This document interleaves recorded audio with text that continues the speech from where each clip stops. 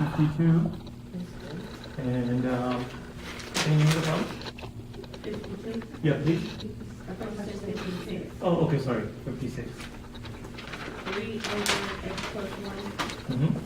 plus 2 over x minus 1. Good, okay, thank you.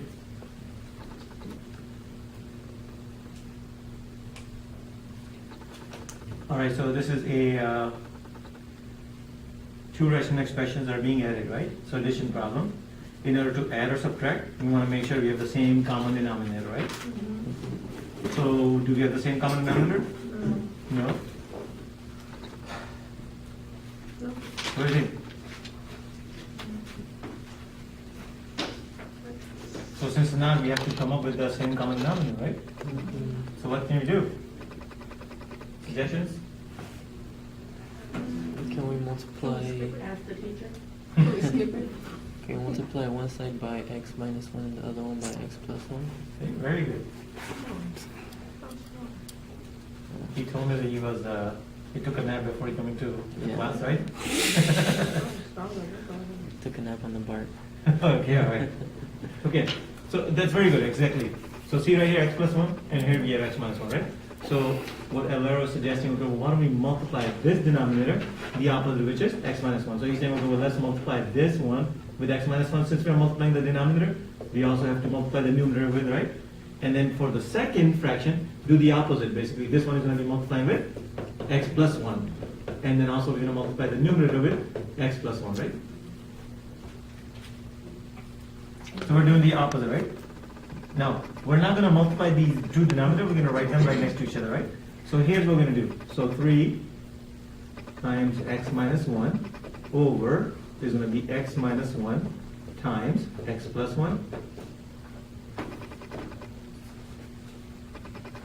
I just want to pause for a second, make sure that everybody's understanding what we've done so far. So where this x minus 1 came from in the first one? Came from the second denominator, right? So we're multiplying the numerator as well as the denominator with the same factor, right? X minus 1, x minus 1. So 3 times x minus 1. I haven't multiplied yet, I just wrote them right next to each other. And the x minus 1 multiplying with x plus 1, right? Does it matter which denominator you use? Or why do you use them? Okay. Second, x minus 1 times x plus 1, I'm going to go ahead and write them right next to each other. And then 2, we're going to write down right next to each other as x plus 1. So you done the whole thing by 3, x plus 1? I mean, whole thing by x plus 1? No, say it again. Is all that times by x plus 1, the whole problem? No, not whole problem. See, the first rational expression you multiply by x minus 1, x minus 1. Second one you multiply with x plus 1, right? So it's the other way. Now, the reason we multiply it with the opposite, because take a look at the denominator now. X minus 1 times x plus 1, x minus 1 times x plus 1. Do we have the same common denominator now? Yep. And that's exactly what we want to accomplish.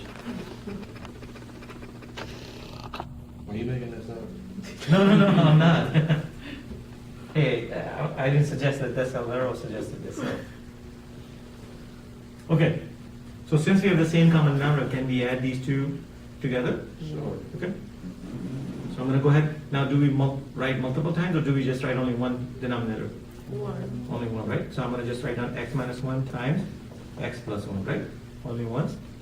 And then I'm going to just write down at the top 3x minus 1 plus 2 times x plus 1, right? So we just write the plus sign.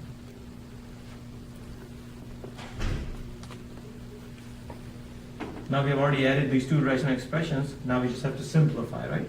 So 3 is going to multiply with both, right? So 3 times x is going to be 3x. 3 times negative 1 is going to be negative 3. Now positive 2 is going to multiply with x, so it's going to be positive 2x, and then 2x, 2 times positive 1 plus 2 over, again it's going to be x minus 1 times x plus 1.